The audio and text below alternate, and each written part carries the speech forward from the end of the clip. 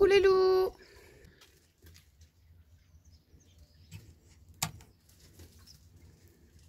Alors,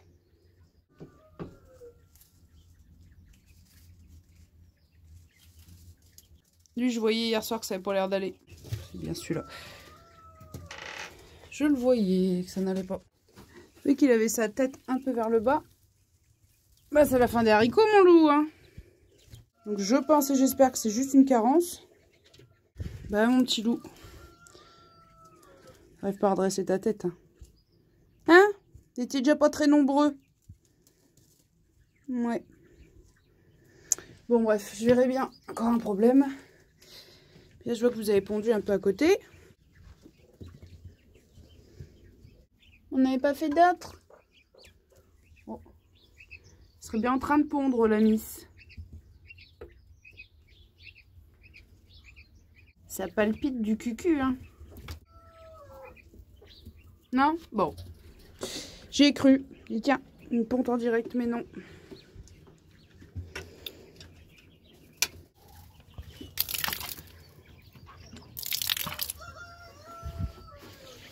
Hop. Ah là, pauvre chou. Ouais, je pourrais toujours essayer de lui faire manger du jaune d'œuf après, mais... Attends, je vais te pousser parce que t'es pas en état de te pousser rapidement. Voilà. Mais bon, j'y crois pas de trop. Hein. Ça gâche un peu tout, mais c'est vrai qu'ils ont encore bien grandi hein, depuis que vous les avez vus la dernière fois. Et les prochains à naître, on sera à J+17 seulement ce soir. Hein, donc là, il n'y a pas forcément, il n'y a pas encore d'éclosion en cours. J'y crois plutôt à partir de demain. Et puis après, il y aura la caisse avec les nouveaux, les petits qui vont naître au milieu. Et eux, ils devront faire le tour. Naviguer autour. Pour l'instant, souvent, il y avait un groupe de 4-5 qui profitaient de la lampe chauffante le soir. Et puis après, il y en avait deux là. Il y en a d'autres qui, apparemment, nécessitent un peu moins de chaleur. Ils sont un peu moins frileux. Mais ouais, c'est vrai qu'ils ont encore bien grandi. Dommage que le petit qui n'est pas en forme, ça gâche un peu le tableau. Je pense que c'est une carence. Hein. En vitamine, en quelque chose. Je parlerai de la couveuse en dernier lieu. Bon, on a encore beaucoup de vent. Hein. Ouais, hier soir, je le sentais pas en forme, je sais pas. Je sentais qu'il y avait un truc. Il marchait à peu près normalement et tout, mais au niveau de sa tête, elle était un petit peu ébouriffée. J'avais le feeling que ça allait pas gazer. Hein. Allez,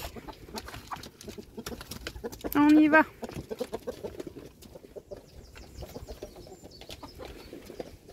Hop, hop, hop. Eh ben, Pimousse, t'as qu'à sortir au lieu de chanter. Hein? Nunus! Ma bijoute! Vous voyez, elle trottine, puis elle va manger avec les copines le matin. Là, c'est un peu plus positif que pendant un temps. C'est surtout le fait qu'elle reprenne un peu de rougeur au niveau de la tête, ça me rassure un peu plus, mais bon, elle n'est pas encore sortie de l'auberge. Ah oui, alors Pimousse, il arrive à nous faire des cochages, mais c'est toujours quand c'est fini que je m'en rends compte. Je nettoyais le poulailler dimanche de la semaine dernière, puis d'un seul coup, je le vois courir. Enfin, je vois courir avec des poules. Alors le temps que je pose mes affaires, je regarde. Et là, dans le coin, je vois Pimousse qui s'en va. Et puis Nimbus, donc la toute petite blanche là, qui secoue ses plumes. C'est ce que la poule fait souvent quand elle vient d'être cochée. Et après, une autre fois, ça avait l'air d'être Nina. Pareil, je regardais pas à ce moment-là, d'un seul coup j'entends un peu de bruit. Je regarde Nina qui secoue ses plumes.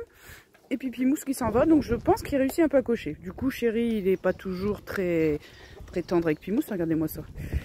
Et Pimousse, des fois, il a quelques plumes qui volent. Hein. Alors, même si c'est chiant, il insiste, même si c'est chiant, heureusement que Chéri dort sur le toit du poulailler avec quelques poules. En ce moment, il y en a 3, parce que ça a été jusque 5. Parce qu'hier, il pleuvait à seau, et Chéri est encore avec 3 poulettes. Alors, je n'ai pas demandé à mon conjoint qui c'était, ça doit encore être Chippy, Luna, et puis la troisième, ça dépend, c'est pas toujours la même. Ils étaient détrempés, mais ils étaient quand même sur le toit. Il peut que ça lui arrive quand Chéri va dormir par lui-même dans le poulailler, ou le week-end quand je suis là au moment où le jour diminue et ça commence à être l'heure d'aller coucher, et que je le force à aller dodo dans le poulailler. Il vire Pimousse du poulailler, puis il l'attaque et c'est la grosse bagarre. Donc quand tous les esprits sont endormis, que Chéri il est un peu dans le coltard sur le toit du poulailler, puis qu'on le met à aller coucher, là ça se passe bien. Mais si les deux coqs vont ensemble dans le poulailler, c'est en même temps, ça se passe pas très bien. Bah non, il n'y a rien. Il pousse un cri d'alerte, mais j'ai rien vu. Mais là, voilà. Comme vraiment la Pimousse, il prend du galon à cocher des poules, c'est loin des yeux pour Chéri, sinon il se fait vite jarter. Comme je dis, hein, c'est toujours sous surveillance. Hein, si ça tourne vraiment à la bagarre, il n'y aura plus de Pimousse. Mais les moineaux, ça va pas bien là. Ouh. Je vais essayer de pas glisser parce que j'ai déjà fait des petits dérapages. Ah oui, hein. Ah oui, Chéri, ça glisse. Hein?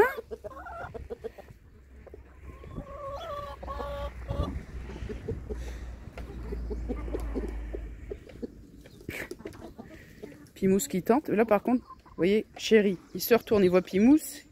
Pimousse, il va se faire dégager, je pense.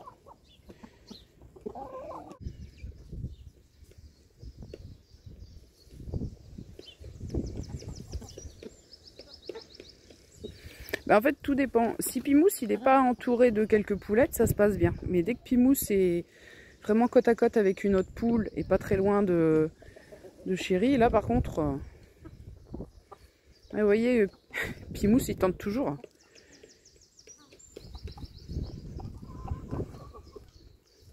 Oh, ma nounoute!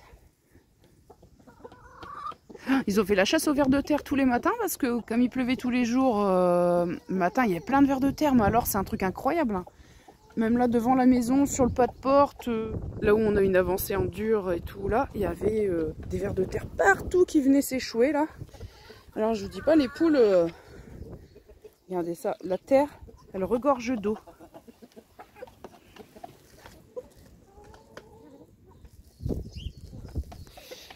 Ah, hier, elle a bien plu. Hein. Moi, j'espère que ça va remplir une nappe phréatique. Hein, mais apparemment, quand on a des pluies un peu tardives sur la fin de l'hiver, début du printemps, c'est plus la végétation qui en profite.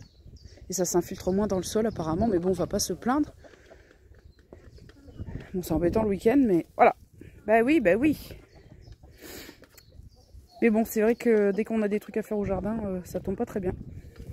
Hop, hop, hop, hop, hop. Chéri, il essaie toujours de s'imposer, mais ça n'empêche pas Pimousse de faire des rondes autour des poules et de tenter sa chance.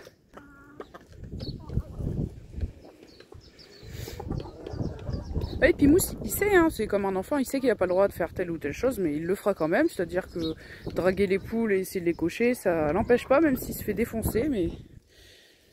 Oh là là! Oh là là! Oh, oh, oh! Bah alors, Chéri, qu'est-ce qu'il y a? Je sais pas pourquoi il s'en prend Gloussette comme ça. Ouh. Elle était partie trop loin du périmètre au moins. Je sais pas trop sa réaction parce que regardez, Nounoute, elle est là-bas toute seule et puis Chéri il dit rien. Je sais pas. C'est genre Gloussette, elle avait pas le droit de partir trop loin de lui. Ouais. Regardez Nunuche, elle est pas encore rentrée. Plus souvent, surtout quand il y a du vent comme ça et tout, elle va dans l'ancien poulailler ou parfois le poulailler actuel. Puis elle va se reposer. Mais là, regardez, elle est toujours de sortie malgré le vent. Puis elle cherche des vers. Hein. Des vers, des petites graines. Mais le matin, elle faisait partie de la troupe pour chasser les vers. Regardez. Regardez. Je sais pas ce qu'il a contre Gloussette. Bizarre. Mais Chéri, t'es bizarre, non? L'autre jour, je sais plus ce que je faisais. J'étais en train de palper une poule, je regardais une poule, puis Chéri commence à faire une ronde autour de moi, l'air de dire... oui, essayer de m'intimider, je sais pas quoi. Bon, moi, je le remets en place, hein, dans ces cas-là. Hein. Faut pas se laisser faire non plus, parce que sinon... Mais il a des petites sautes d'humeur aussi, hein. Ça peut arriver.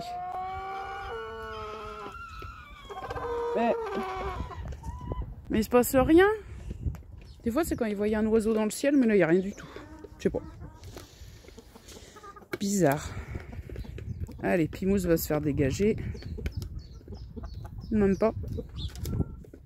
Ça dépend, hein. Un Pimousse. C'est bizarre, regardez là, il est pas loin, il se passe rien. Je sais pas.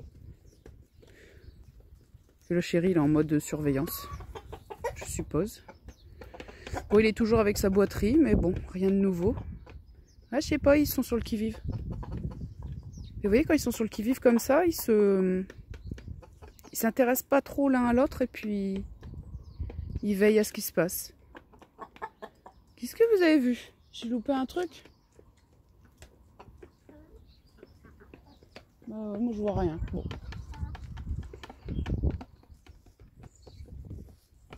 Regardez ça, il gonfle le torse. Ben non, il n'y a rien. Hein.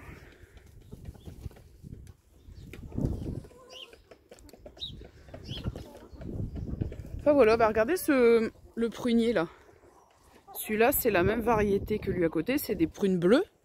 Et puis, ouais, c'est le fameux qui a été cassé l'an dernier avec un coup de vent. Puis il est en fleurs, il est beaucoup plus avancé que lui. Hein. Et le premier là-bas, c'est des prunes Mirabelle, c'est pas les mêmes. Mais je sais pas, peut-être que comme il y a la moitié de l'arbre en moins, peut-être que toute la sève du coup profite plus à la seule moitié de l'arbre restante. Enfin, je sais pas. J'échafaude des théories, mais là on n'est pas du tout au même avancement. Je me dis, c'est pas plus mal s'il y a des gelées tardives. Oh là là, mon Dieu. Bouf, bouf. Au secours. Bourrasque. S'il y a des gelées tardives, au moins on perd pas toutes les récoltes en même temps. Oui, ben je peux passer, merci. Alors c'est peut-être pas plus mal. Bon voilà, je vais vous montrer juste 2 secondes les semis parce que la dernière fois, les dernières images, j'ai pas fait gaffe. Bon après, on est toujours embêté par le vent, donc on fait toujours au plus vite. Mais le lendemain, je me suis rendu compte que mes poireaux germaient. Et comme j'avais fait les semis dans la semaine, c'est assez rare hein, que j'ai le temps pendant la semaine de travail de faire ça. J'étais en avance un matin, j'avais vite fait une ligne de poireaux. Mais j'avais pas vu que c'était déjà en train de germer. Donc à peu près au bout de 5 jours. Regardez. C'est mon père qui a fait ça. Moi j'ai cru qu'il avait fait au motoculteur et il l'a fait à la main. Quoi. Vraiment, il a bien travaillé. Hein, pour ceux qui... Oh là là, bourrasque. C'est pénible le temps en ce moment, c'est horrible. Hein. Oui, donc ici il y avait une rangée de dalles et puis de lopins de terre de part et d'autre. Tout a été enlevé, tout a été remis au propre. Et vous voyez, les nénuphars ont bien atteint la surface. La végétation commence à bien reprendre et à sortir de l'eau. Et vous voyez, ça c'était de la vanille d'eau que j'avais replantée dans un pot parce que ça fait beaucoup de graines. Vous voyez, ça fait des graines noires et ça pousse très facilement. Mais j'avais du mal, c'était à réimplanter à un autre endroit. Donc il y a de la vanille d'eau ici aussi. Là-bas, c'était dans une petite cuve. Cette petite cuve-là, puis j'avais récolté plein de petites graines. Je fais des boutures. En fait, chaque fleur comme ça, ça vous fait 2 grappes de graines en Y. Donc ouais, la végétation, ça reprend bien. Vanille d'eau, c'est plus précoce. Puis vous voyez, ça fleurit même quand il fait froid. Hors période de gel. Donc les oignons. Mais celui-là, de toute façon, il a plus sa peau protectrice autour. J'y crois pas trop. Mais sinon, tous ceux qui sont bien germés, ça n'a pas l'air de... Ça a plus l'air de plaire aux oiseaux. Donc j'ai remis mon oignon qui germait à l'étage. Donc là, ça m'en fait 5 pour les graines. Ah ben vous voyez, je ne l'avais pas vu. Mais c'est ceux qui ont plus de peau, ou c'est plutôt les oiseaux qui enlèvent la peau. Je ne sais pas trop comment interpréter. Mais non, il est pourtant bien germé celui-là. Enfin les racines, pardon. Il a pas mal de racines, mais... Ouais, on va voir si ça reprend. Regardez, celui-là, il a plus trop de peau, mais il est quand même germé. Après, c'est les oiseaux qui le détricotent. Donc, on va dire que mon moulin à vent a un effet dissuasif plutôt limité. Mais bon. Après, une fois que c'est en route, je serai plus embêtée du tout. Une fois que ça sera bien enraciné. Alors, voyez les poireaux.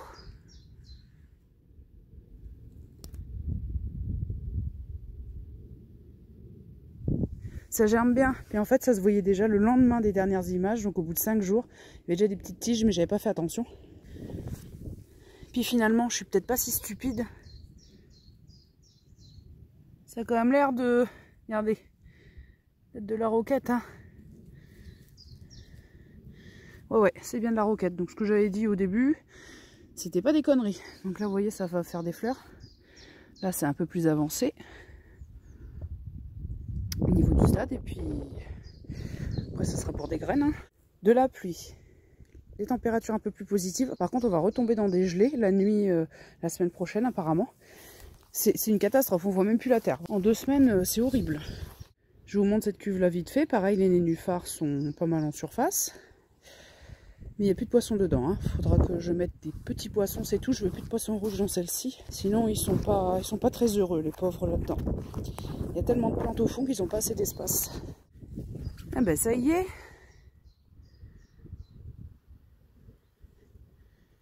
Les pois, ça germe. Ça tombe plutôt mal hein, qu'il y ait des gelées la semaine prochaine. Enfin.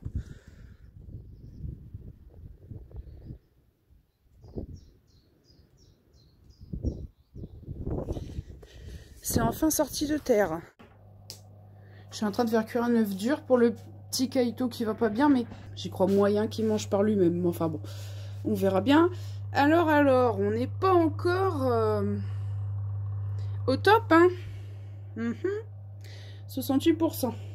Alors là, j'ai une éponge, plus un verre d'eau.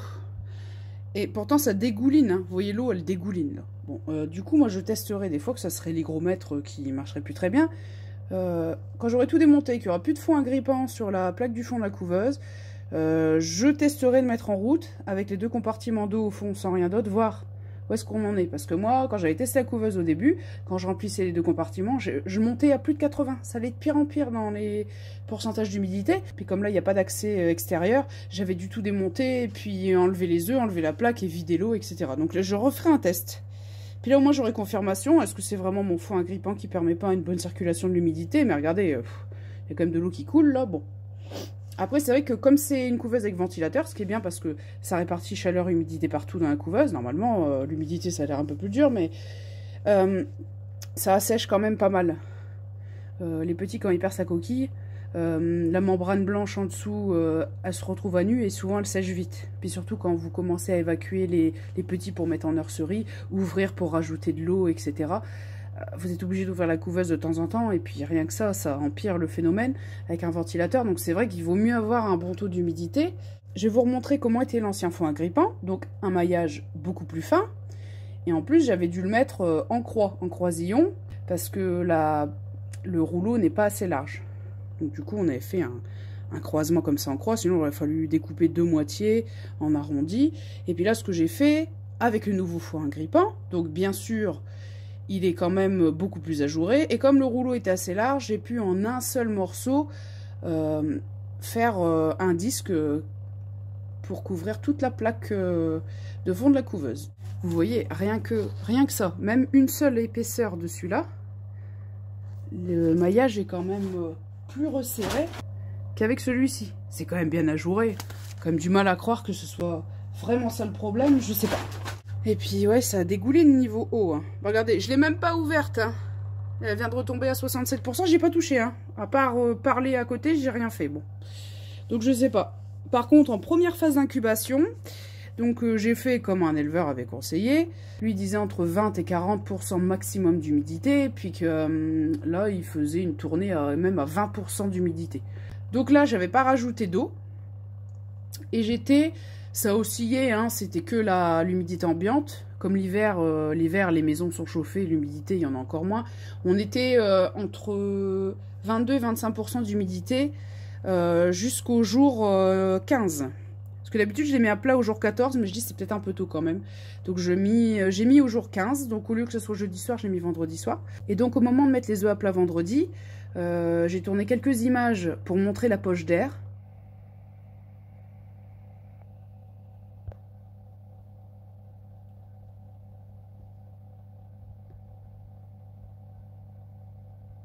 La taille de la poche d'air. Avec si peu d'humidité, je trouve que ça va. C'est pas une poche d'air si énorme que ça. Donc je pense pas que c'est pu avoir d'impact vraiment négatif d'avoir une basse humidité comme ça au début. Les œufs, il y en avait 56. Là, il y en a 32 qui ont été mis à plat. Il y en avait 5 avec un début de développement embryonnaire qui n'était pas satisfaisant, je les ai enlevés. Et tout le reste, c'était des œufs clairs. Donc là, on va dire qu'on est entre 57 et 58% d'œufs a priori viables pour mettre à plat et mettre à éclore. Bon, bien sûr, tout ne va pas éclore, mais bon, bah, malheureusement, si c'est pas mon hygromètre qui déconne, on est revenu à 68. Je suis vraiment juste, hein, 70% c'est vraiment le minimum. Hein. Bon. À moins que ça soit, comme je vous dis, hein, le capteur qui déconne, peut-être avec la poussière, je sais pas. Je rappelle aussi, c'est vrai que j'y pensais plus, j'avais mis les œufs à couver jeudi d'il y a 2 semaines, jeudi soir, et puis le vendredi matin, 4 heures de coupure de courant. J'avais oublié ça aussi, donc bon, c'est forcément pas un paramètre qui aide à la réussite, mais bon. Donc pour donner à la seringue, je vais faire un jaune d'œuf cru avec de la vitamine. Bon, attention, hein, pas trop non plus, quelques gouttes. Et puis, je vais donner avec ça, puisque j'ai des vraies seringues, mais l'embout est 2 fois plus large que ça, donc j'y crois pas trop. Là, je vais la laver vite fait, je vais la relaver, puisque vous voyez, il y a un peu de condensation dedans, donc on va rincer tout ça. Donc pour passer dans le bec d'un caïto, vaut mieux un embout un peu plus fin. Donc je vais essayer de faire ça pour le requinquer. Vraiment, je pars avec très peu d'espoir. Mon seul espoir, c'est que ce soit pas un phénomène qui va s'étendre aux autres. C'est surtout ça. Bon bah mes amis, attendez, je vais ouvrir qu'on voie un petit peu mieux. Il y a un copain là-bas qui va pas bien donc. Mais c'est pas le seul. Il y en a 2 autres qui commencent à présenter les mêmes symptômes que lui avait hier, le tout début, où je trouve que le port de cou est pas terrible et les plumes à l'arrière de la tête un peu ébouriffées. Donc du coup, bon bah celui qui est le plus mal en point, malgré sa seringue que je lui ai donnée, bon, j'espère pas trop de miracles. Et les 2 autres, est-ce que ça va un peu rattraper le fait que là je leur propose une coupelle où ils peuvent faire le tri de, comment dire, toutes les particules qu'ils préfèrent manger, qui sont les plus accessibles pour eux. Ça a l'air de les avoir un peu ravigotés, les autres copains. Abreuvoir récuré à fond. J'ai mis des vitamines parce que ça faisait plusieurs changements d'eau, j'avais pas remis de vitamines. Et puis on verra bien. Par contre, les crottes sont normales, donc c'est pas de la coccidiose à mon avis.